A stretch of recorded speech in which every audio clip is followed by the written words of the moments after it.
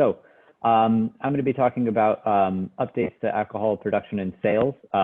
This is mostly focusing on Virginia ABC issues, but I also briefly cover some TTB updates. So Virginia ABC has been updating regulations as far as the sale and production of alcohol since COVID-19 hit.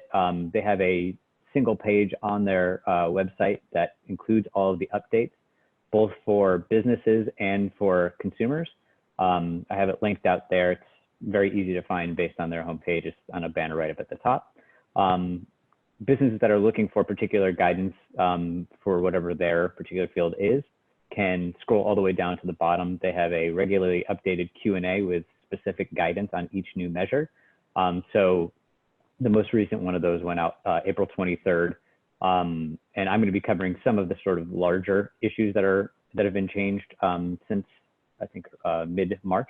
So I'm not trying to be comprehensive, but just giving some of the broad strokes on major updates that companies should be aware of.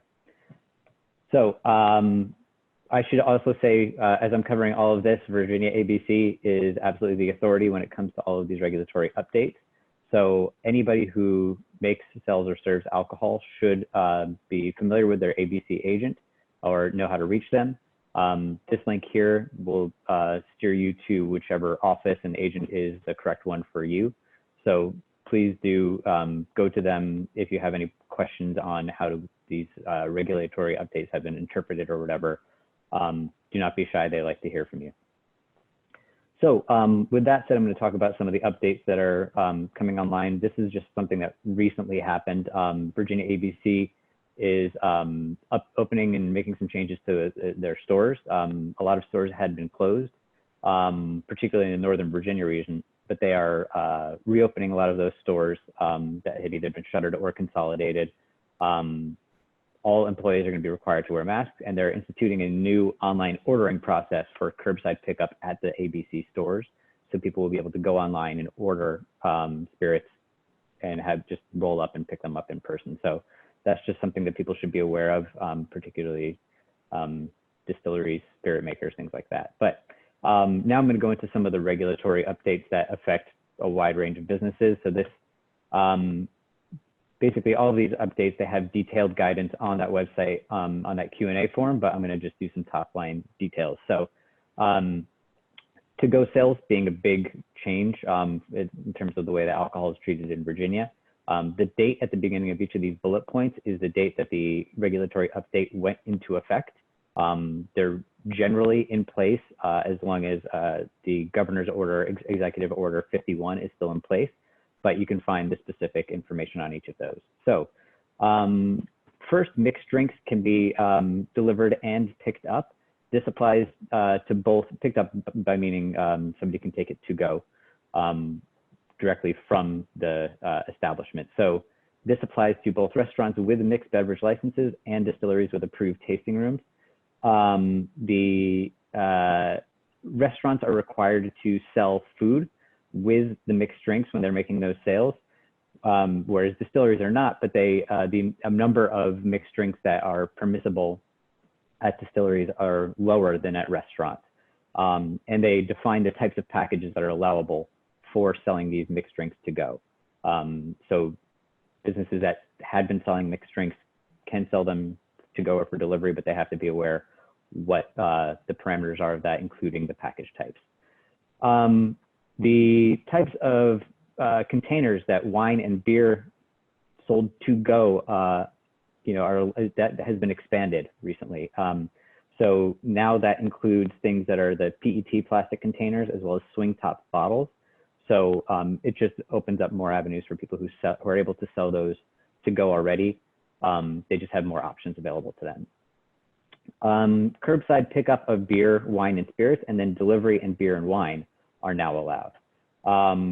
So that is applicable to both on and off premise license holders. There are lots of different permutations here. I'm not going to go into all the different ways that can pan out for an individual business, but the delivery, it's important to know that for certain types of businesses, there's no delivery permit required if they did not have one in place.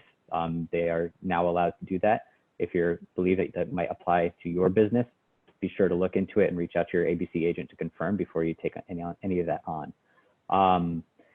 Then DTC, direct-to-consumer shipping of spirits is now permitted. That's for distilleries with existing ABC distillery store agreements. So distilleries that have ABC stores located on their premises are now allowed to ship spirits directly to consumers.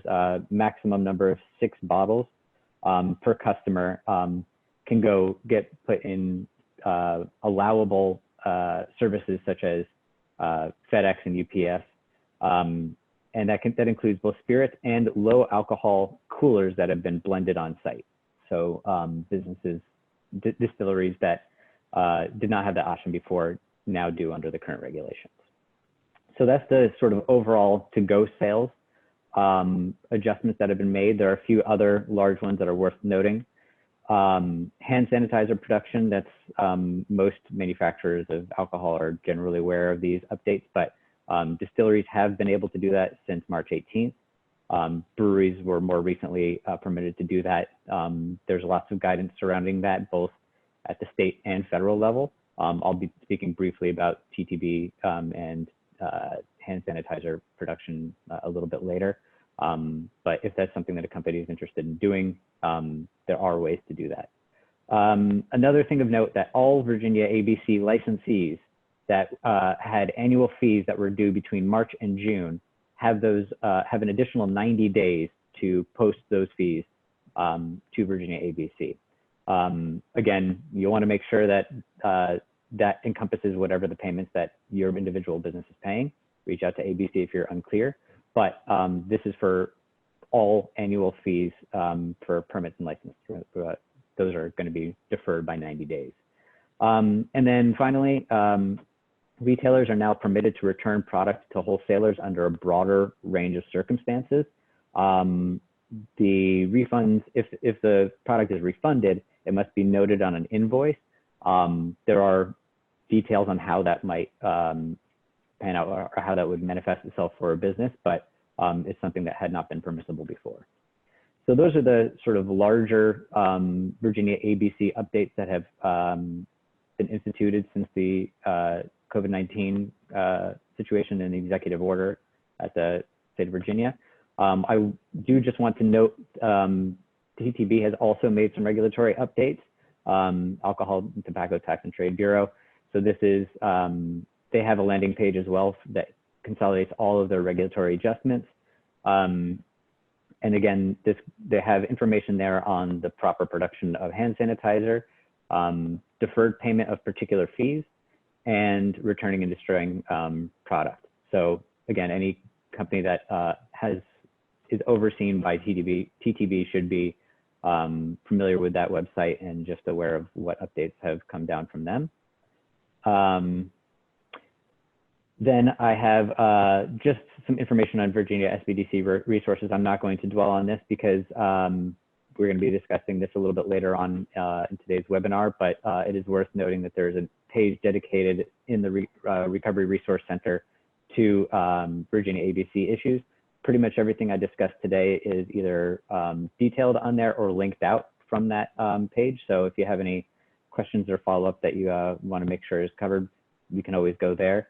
And I know there's, there is specific guidance for food and alcohol related service and the governor's reopening guidelines as well. So all of this information is consolidated, and some of it will be discussed later when we talk about the Recovery Resource Center. And that's it from me. Thanks.